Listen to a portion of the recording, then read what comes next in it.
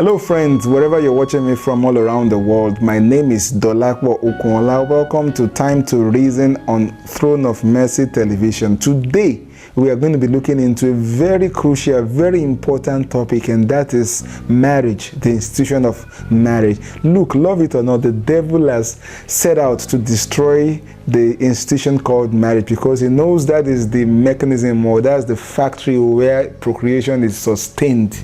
And let me tell you, remember, marriage is a kind of institution, a union between a man and the woman as far as the Bible is concerned, because God created Adam and Eve. Although we are in the dispensation where, there's also, marriage also has been defined as a kind of like institution between two individuals, irrespective of their gender.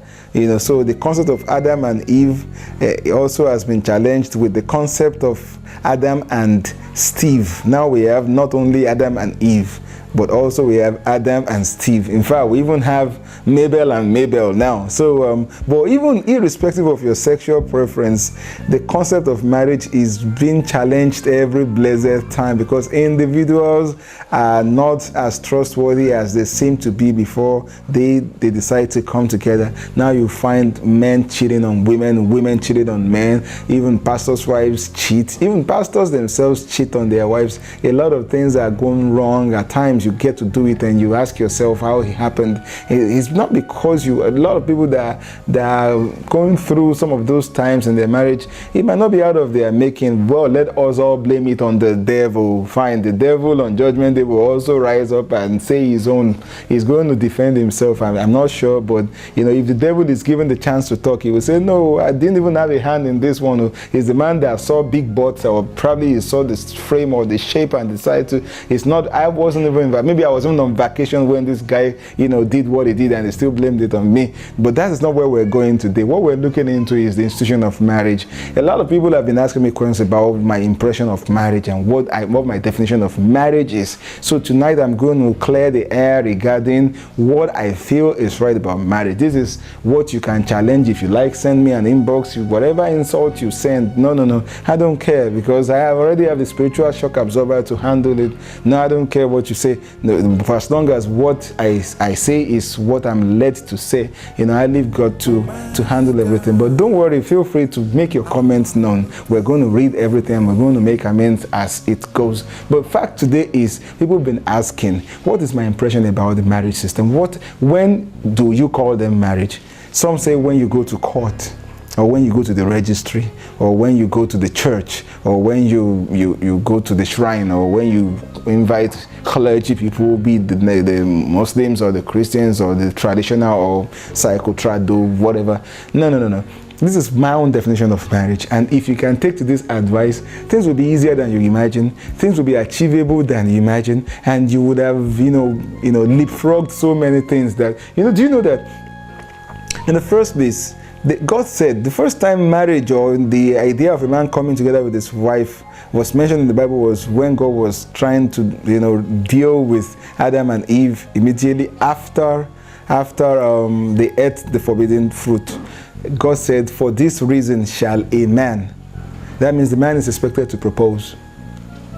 For this reason shall a man, not shall a woman. Shall a man. That means the move is to be made by the man.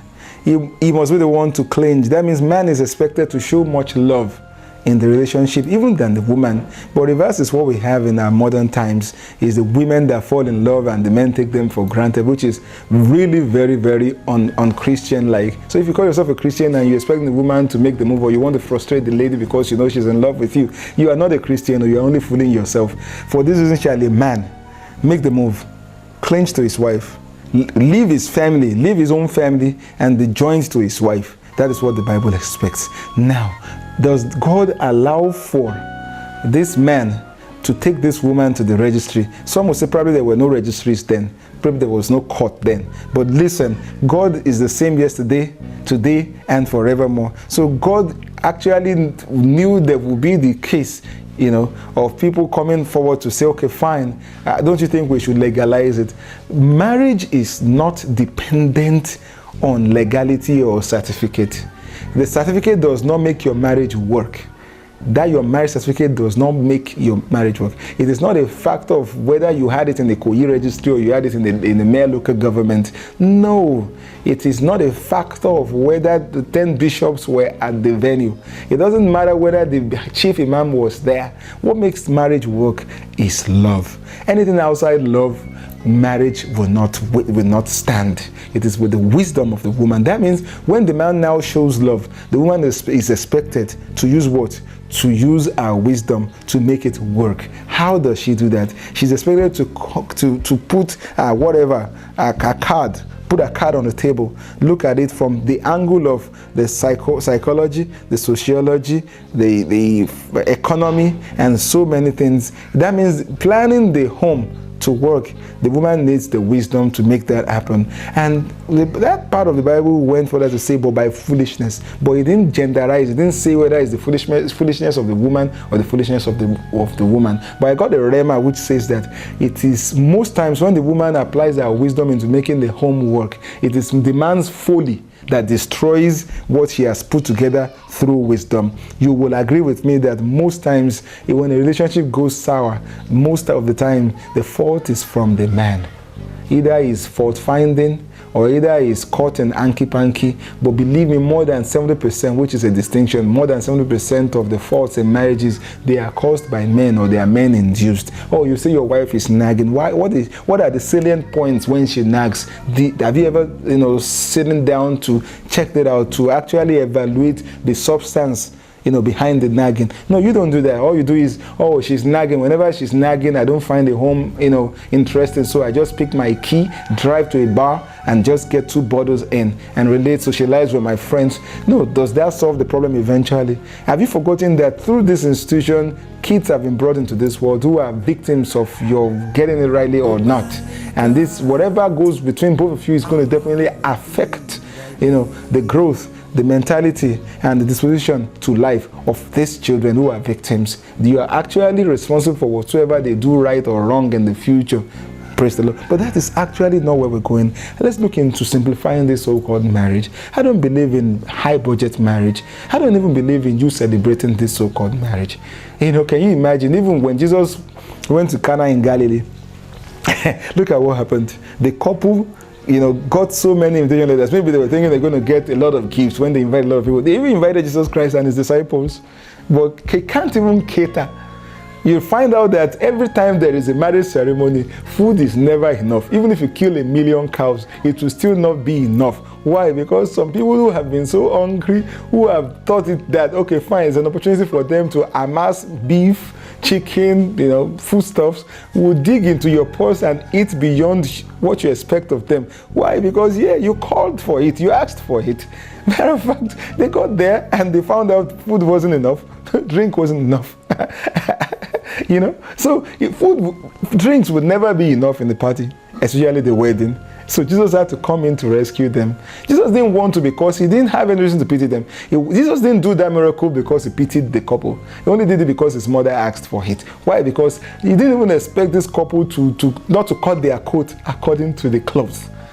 Are you with me? So I'm asking you, don't you think he's wise? What value is the 500 or 50 cows that you killed, and the next day after marriage there is no food in the pot for you to feed your husband with or take care of your family with? Why don't you just think about this? Must you break the bank to have a day's show at the expense of the future of the new union? This is what I want you to ruminate on. Also, look at it from this angle. Does the elaborate marriage, does it glorify anything? Does it even guarantee anything? You would have invited, okay, let's go by the permutations of out of every 12 you have a Judas. Can you imagine out of every 120 you have 10 Judases? Can you imagine how many evil people you would have put under a canopy in the guise of marriage? And can you imagine over the past few years how many marriages have broken? Elaborate marriages, society marriages that were actually celebrated, and people, the whole kings, rulers, eminent personalities were at the function. But eventually, after a couple of months, they start seeing, differences. They start separating due to irreconcilable differences. Can you imagine marriages that don't even last up to a year or two now? and a lot of people were fed in the process. So this is what I would have just advised you to do. Think about this. There is no biblical justification for an elaborate marriage. You can quote me anywhere. If anyone has any reason to knock this, bring it on. There is no biblical justification for you breaking the bank all in the name of celebrating just one day. Marriage is not a one-day thing. It's not a once-off thing. Do you know that the dowry you pay your parents, wife's parents or wife's family or the mother, all the stuff you bring, is let me liken it to the game of football. When a footballer is to be signed by a club, he pays, they pay him his sign-up fee. Then they pay him match bonuses. So that means in your marriage, you're expected to at least be able to sustain your home by giving your wife every blessed time. Look, this is my take on it. You must make sure that whatsoever it is that you want to spend does not infringe on your running cost. Because you are trying to tell us you can take care of two. By bringing in the next person into your home. If you are not really ready, why go for it? Number one. Two, now if you know you are not ready but you desire it, probably because you want God to favor you, now you have to bring your wife to the table. You need to be very sincere with yourself. Number one, do not lie to your wife because she's going to find out. You can afford to lie to your girlfriend if you know you are not hoping to get into anything very futuristic with her. But I don't even advise you to lie at all. But if you know this relationship is marriage prone, start telling the truth. Start confessing your lies, because she's going to find out when she digs those lies out, you're going to be in trouble. You look less than the reciprocal of yourself. Number two is this: you need to be realistic with yourself. If you know this is going to affect your home, don't get into it.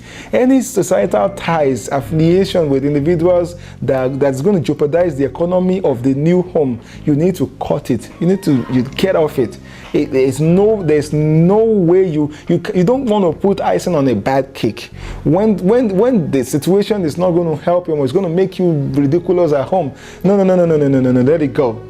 Let it go. You chose to get married. You should stick to marriage and you should make the marriage work, Mr. Man. You don't go out there comparing your wife with somebody else. I'm saying the same thing to the woman too. You don't compare, because there could be, if a cow is killed in the party and is cut into pieces, whatever you are served with is what your destiny holds. There could be 1 million men in the world. The one you have chosen is your husband. Love it or not, there's nothing you can do about it. It might not be as handsome as the guy, as your colleague at work. It might not be it might not be as soothing as, for as long as you have chosen to be with him for the rest of your life, it's a once-off contract. And that doesn't, initially I used to think divorce is not an option, but believe me sincerely, this takes me to number 3. As soon as you see that the man is raising his hand at you, or the lady is bringing out knives or weapons, as soon as there is a disagreement, please remember the 3-letter word and run for your life. When the union is getting violent, please, there is nothing. God does not want you to die in the presence of loving. So when you realize that this individual is going to have anything negative to do with your life, either being fetish, that's if you can prove it, or being violent, if it is obvious, run. If you don't run, you're knocking on heaven's door. So that's number 3. Number 4 is this, which takes me back to, and let me cap it with this because I don't want to waste your time. Megabyte is value. So this is the easiest way. God wants a man to choose a woman, and when he is sure he wants to spend the rest of his life with this woman, he introduces himself to the parents of this woman. It could be in the parlor, it could be in the father's office.